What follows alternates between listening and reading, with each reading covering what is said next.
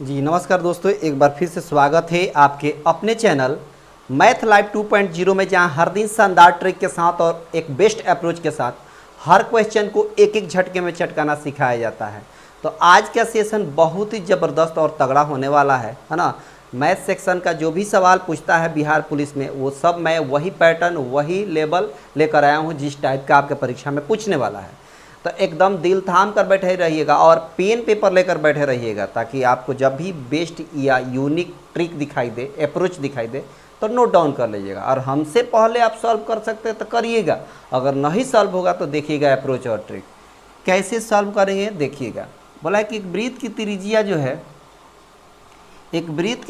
जो है वो 13 सेंटीमीटर है और इसकी जीवा की लंबाई 34 नहीं है 24 है। ठीक है ना बालक। देखिएगा, एक वृत्त है और एक जीवा है। ठीक है, केंद्र से त्रिज्या जो है वो 13 सेंटीमीटर है। कितना है? 13 सेंटीमीटर। त्रिज्या कितना है? 13 सेंटीमीटर। और जीवा की लंबाई जो है वो 34 लिखा है, लेकिन वो मिसप्रिंट हो गया है, 24 होगा। कितना होगा? 24। तो बोला है कि केंद्र से जीवा के बीच की दूरी बता देना है। तो एक दूसरे पर लंबवत है, तो अब क्या करेंगे, पूरा 24 है तो आधा कितना होगा? 12 होगा। तो हमको यह निकालना है। तो देखिए ना, कोण दिया है, आधार दे दिया, तो हमको क्या निकालना है? लंब।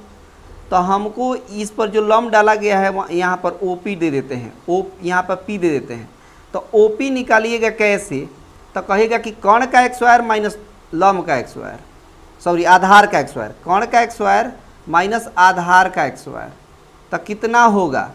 तो कहेंगे कि देखिए, इसका ट्रिक होता है, जब लगातार संख्या एक स्क्वायर में दे ना आ माइनस में दे, तो इसका अलग अलग एक स्क्वायर मत निकालिए, इसको जोड़ ही दीजिए। 13 और 12 कितना होता है? तो कहेंगे 25 होता है, और 25 का वर्गमूल 5 हो गया, यानी 5 सेंटीमीटर आपके सवाल का आंसर हो गया ऑप्शन सी। ऑप्शन सी आपके सवाल का करेक्ट आंसर रहा। आई होप कि ये बात आपको पूरी तरीके से क्लियर हो गई होगी। ये बात आपको पूरी तरीके से क्लियर हो गई होगी। ठीक है बालक, बहुत ही बढ़िया। बस देखते रहिए, सीखते रहिए, हंसते रहिए, मुस्कुराते रहिए और हर सवाल को जवाब से चटकाते रहिए। अब देखिए अगला सवाल क्या कहता है, समझिए बात। अगला सवाल देखेंगे। अगला सवाल क्या कहता है कि 180 मीटर लंबे प्लेटफॉर्म को, एक प्लेटफॉर्म है जो 180 मीटर लंबा है, 180 मीटर क्या है? लंबा है। और एक ट्रेन जो है इसको पार कर रही है, उसको पार कर रही है। तो ट्रेन अगर पार करेगी तो इसमें लेंथ क्या होगा? ट्रेन की लंबाई और प्लस प्लेटफॉर्म की लंबाई। प्लेटफॉर्म को भी पार करेगा और ये खुद को भी पार करेगा। समझिएगा बात, ये ट्रेन जो है प्लेटफॉर्म को भी पार करेगा, ठीक है, और ये खुद अपनी लंबाई को भी पार करेगा। खुद की लंबाई जो है सवाल में दिया है 150 मीटर। तो एक बात बताइए, टोटल कितनी दूरी हो गई? डिस्टेंस कितनी हो गई? तो कहेंगे डिस्टेंस हो गई 0 हो गया, और 8 5 13 हो गया, 2 1 मिलकर 3 हो गया, 180 और 150 मिलकर 230 हो गया। अब इसमें टाइम जो बोला है आपका 18 सेकेंड। तो बोला है स्पीड बता दीजिए, स्पीड बताना है। स्पीड बराबर होता है डिस्टेंस बाई टाइम। डिस्टेंस कितना है? 230, टाइम कितना है? 18। तो ये मीटर प्रति सेकंड में आया, क्योंकि ये मीटर है, ये सेकंड है, तो ये मीटर प्रति सेकंड में आया। लेकिन सवाल में बोला है कि किलोमीटर प्रति घंटा में बताइए। तो किलोमीटर प्रति घंटा में बदलने के लिए 18/5 से गुणा करेंगे। किलोमीटर प्रति घंटा में बदलने के लिए 18/5 से, तो 18 से 18 कैंसिल हो गया, और 5 से भाग देंगे तो 5 चौका 20 और 5 छक 30। इतना किलोमीटर प्रति घंटा आ गया। ठीक है, कहीं गलती तो नहीं हुआ है? देख लीजिएगा, 180 मीटर लंबाई आपका प्लेटफॉर्म था और 150 मीटर क्या था? इसके ट्रेन की लंबाई थी। तो इसका जोड़ेंगे तो 8 5 13 और 230 हो गया। 18 सेकेंड लग रहा है, तो 230/18, और इसको बदलना है किसमें? तो कहेगा किलोमीटर प्रति घंटा बदलने के लिए 18/5 से गुणा, 18 से 18 कैंसिल, तो 5 चौका 20 और 5 छक 30, कितना हुआ? 46 आ रहा है। 46 आ रहा है, कहीं गड़बड़ी तो नहीं हो रही है? ऑप्शन में तो 46 दिया ही नहीं है, ऑप्शन में 46 नहीं दे रहा है। 180 मीटर लंबा प्लेटफॉर्म है, ठीक है, और 150 मीटर आपका रेलगाड़ी है, ये भी सही है। इसमें कहाँ गड़बड़ी आपको लग रही है? कहीं तो गड़बड़ी नहीं है।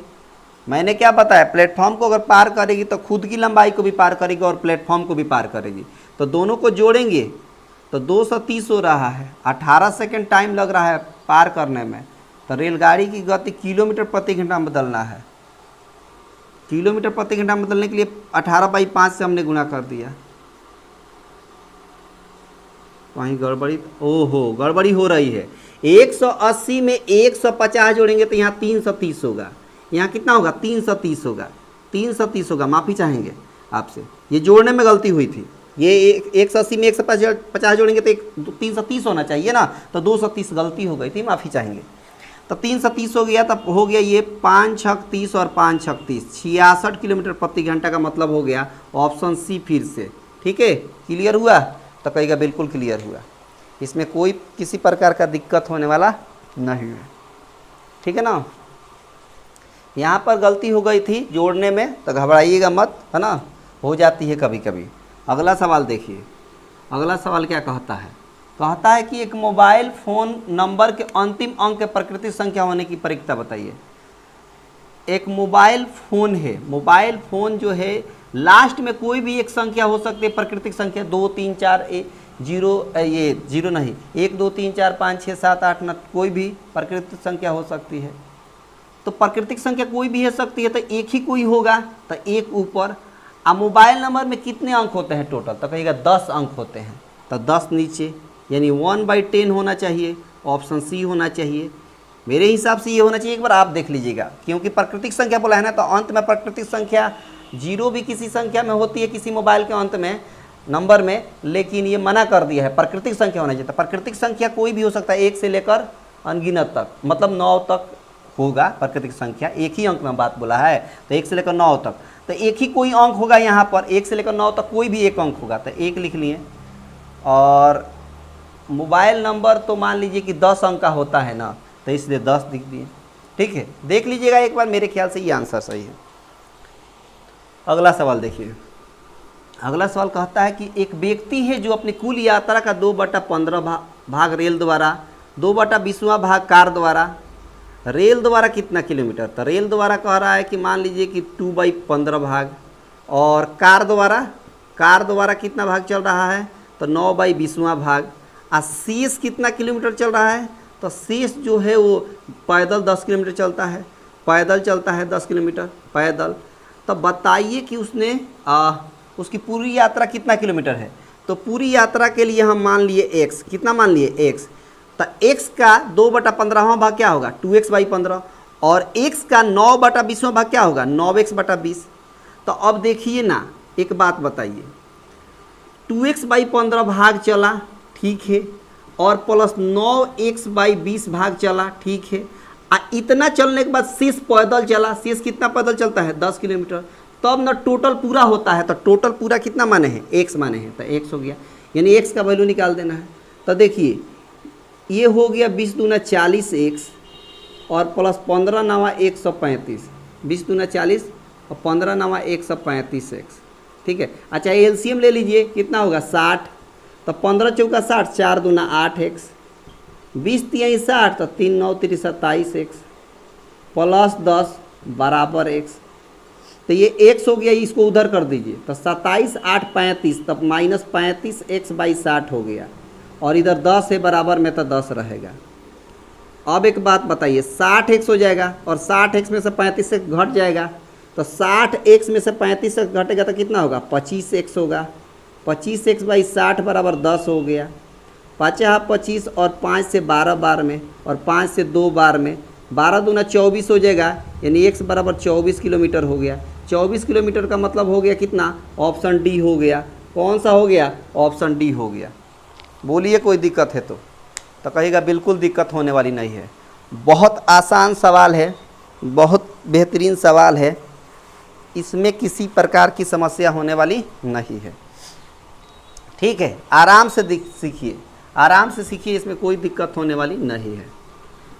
सवाल अगला क्या कहता है, देखिएगा। सवाल कहता है कि 120 मीटर लंबे और 70 मीटर चौड़ा टेनिस कोर्ट के चारों ओर, देखिए ऐसे बना दिए, ऐसे, ठीक है। 170 मीटर, 120 मीटर आपका क्या है, लंबाई है, और चौड़ाई कितना है 70 मीटर है, और चौड़ाई 70 मीटर है, ऐसे लिखिए 120 मीटर इसकी लंबाई है। और इसके चारों तरफ 5-5 मीटर का, किनारे किनारे 5-5 मीटर, इधर भी 5, इधर भी 5, इधर भी 5 और इधर भी 5 घास लगा दिया गया है। मान लीजिए घास लगा, तो घास लगाने में खर्च उसका लग रहा है 1 मीटर स्क्वायर का खर्च लग रहा है 3.5 रुपया। तो जितना मीटर स्क्वायर इसका एरिया होगा घास वाला, उस पर कितना खर्च होगा ये पूछ लिया है। तो देखिए क्या करिए, सबसे पहले ये जो घास लगा है उसका एरिया निकालेंगे। कैसे? तो बाहर वाले में से एरिया में से अंदर वाला एरिया घटा लेंगे तो ये केवल घास का एरिया निकल जाएगा। तो घास का एरिया कैसे निकलेगा? तो घास का एरिया देखिए कैसे निकालेंगे। तो घास का एरिया निकालने का तरीका है कि बाहर तो ये 5 है, ये भी 5 है, तो 5-5 मिलकर 10, और ये था 120, तो 10 और 120 मिलकर 130 हुआ लंबाई बाहर वाला। फिर बाहर वाला चौड़ाई कितना होगा? तो 5 यहाँ मिलकर 10, अंदर था 70 और 10 मिलकर कितना हुआ 80। ये बाहर वाला, अंदर वाला घटाना पड़ेगा ये एरिया, तभी तो घास का निकलेगा। तो अंदर वाला लंबाई कितना है 120, चौड़ाई कितना है 70, घटा देंगे तो केवल घास का एरिया निकल जाएगा, केवल इसका एरिया निकल जाएगा, केवल इसका एरिया निकल जाएगा। दिख रहा है ये घास वाला, ये वाला एरिया निकल जाएगा। तो 13-8 कितना होता है 104। अब बगल में डबल जीरो रहेगा, 1 जीरो यहाँ 1 जीरो यहाँ, 12 सत्ते 8400 हो जाएगा। 1 जीरो 1 जीरो घटाइए, डबल जीरो, 4 में से 4 गया 0 और 10 में से 8 गया तो 2000। तो 1 मीटर, ये इतना मीटर स्क्वायर है, 1 मीटर स्क्वायर का खर्च इतना रुपया, तो 2000 मीटर स्क्वायर का कितना आ जाएगा?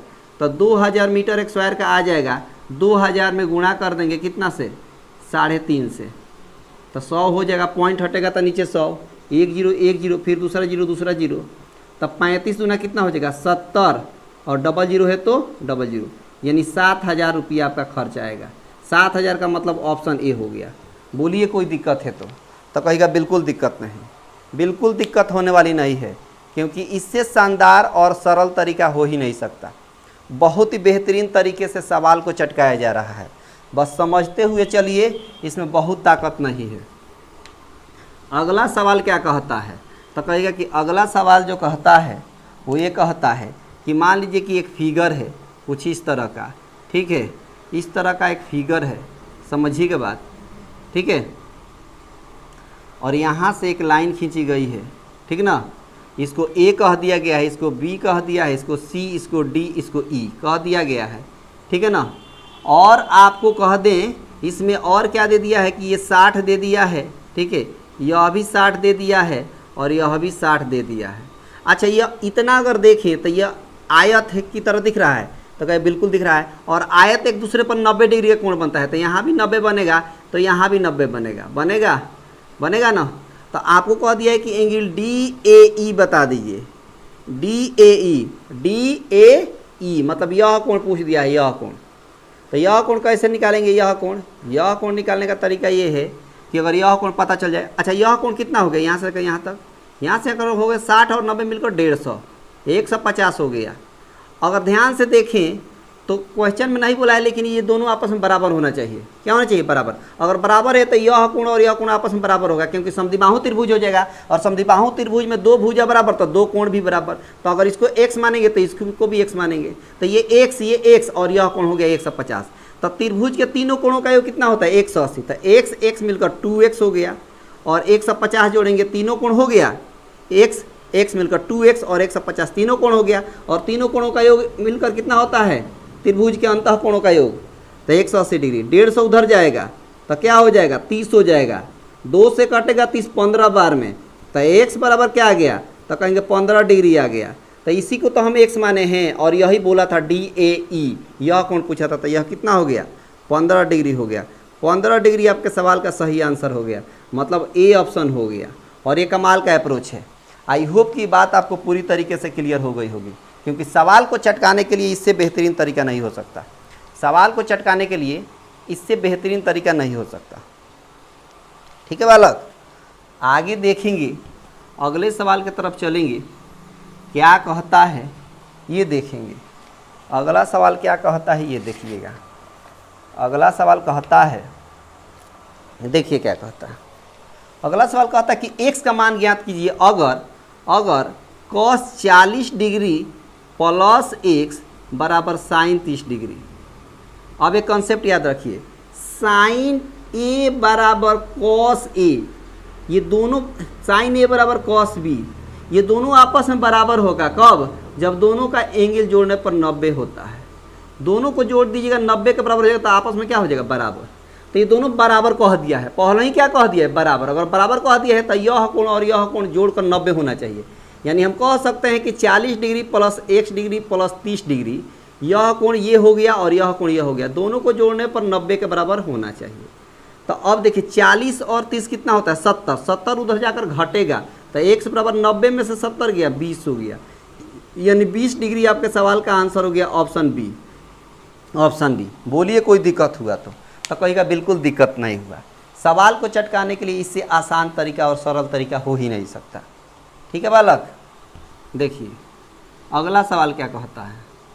सवाल कहता है कि ए बी सी का औसत दिया है, A plus B plus C. A B C का औसत कैसे निकलता है? तो तीनों को जोड़कर 3 से भाग करिए, ये औसत निकल गया। अच्छा वह औसत दिया कितना है सवाल में? तो कहेंगे औसत दिया है 58 दिया है। तो यहाँ से a प्लस बी का वैल्यू आसानी से निकल कर आ जाएगा। कैसे? 3 से गुणा करिए, 8 त्रिका 24 और 5 3 15 2 17, 174 हो गया। आगे बोला है कि a और b का औसत भी दिया है। a और b का औसत कैसे निकलेगा? तो a प्लस बी को जोड़ दीजिए और 2 से भाग दीजिए। यहाँ 2 है तो 2 से भाग, यहाँ 3 था टर्म तो 3 से भाग हुआ था। औसत निकालने का तरीका होता है। तो 2 से भाग दीजिए तो कितने बराबर हो जाएगा? तो कहेगा कि अब औसत दिया है कितना? तो a और b का औसत दिया है 44, तो 44 लिख देंगे। 2 से गुणा करेंगे तो a प्लस b का वैल्यू निकल जाएगा कितना? 44 दूना 88 निकल जाएगा। तो यहाँ से a plus B plus c का वैल्यू निकल गया और यहाँ a प्लस बी का वैल्यू निकल गया। अगर a प्लस बी का वैल्यू यहाँ रख दें तो c का निकल जाएगा। तो a प्लस बी का वैल्यू कितना है? 88, 88 यहाँ रख देंगे तो c का निकल जाएगा। तो 88 रखेंगे उधर जगह तो माइनस में होगा, तो 174 में से 88 घटाइए तो 14 में से 8 गया 6, यहाँ बचेगा कितना? 16, 16 में से 8 गया तो 8। तो यहाँ से c का वैल्यू निकल कर आ गया 86। आगे एक और बात पूछा है, क्या दिया है? कहा है b और c का औसत दिया है। तब b और c का औसत कैसे निकालते हैं? b plus C by 2। औसत कितना दिया है? तो कहेगा कि 51 दिया है। 2 से गुणा करिए क्रॉस गुणा, तब b प्लस सी का वैल्यू कितना हो गया? तो 51 दूना 104, 102, 2 एकम 2 और 5 दूना 10 हो गया। अब बोला है कि b का वैल्यू निकालिए। तब b का वैल्यू निकालने के लिए हमको b का वैल्यू निकालने के लिए c का वैल्यू यहाँ रखना पड़ेगा। तो c का वैल्यू कितना दिया है? 86। तो 86 यहाँ रखेंगे तो उधर जाकर घटेगा, तब b का वैल्यू कितना हो जाएगा? तो 12 में 6 गया 6 और 9 में से 8 गया 1, 16 हो गया। 16 हो गया तो कहेगा बिल्कुल 16 हो गया। तब b का वैल्यू हो गया 16। 16 आपके सवाल का सही आंसर हो गया, मतलब ऑप्शन ए हो गया। देख लीजिएगा, 12 में 6 गया 6 और 9 में से 8 गया 1। क्लियर हो गया? तो कहेगा बिल्कुल क्लियर हो गया।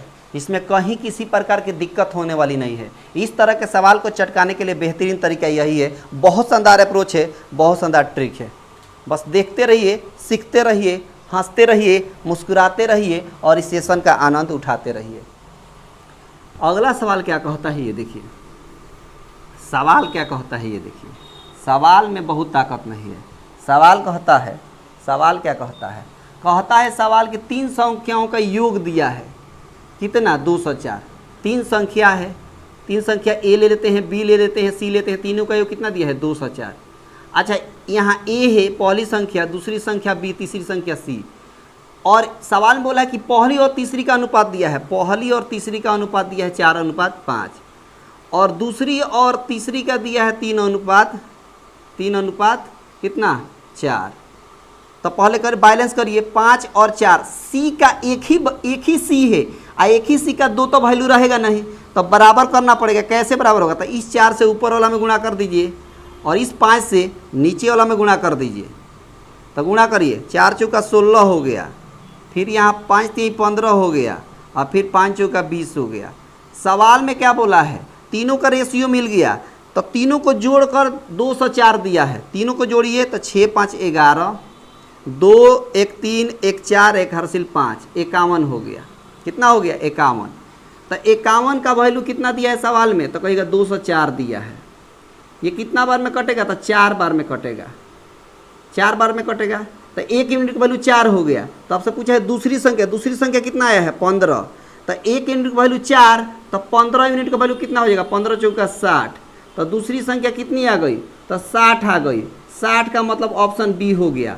और ये कमाल का अप्रोच है, ये कमाल का ट्रिक है, इससे बेहतरीन तरीका नहीं हो सकता।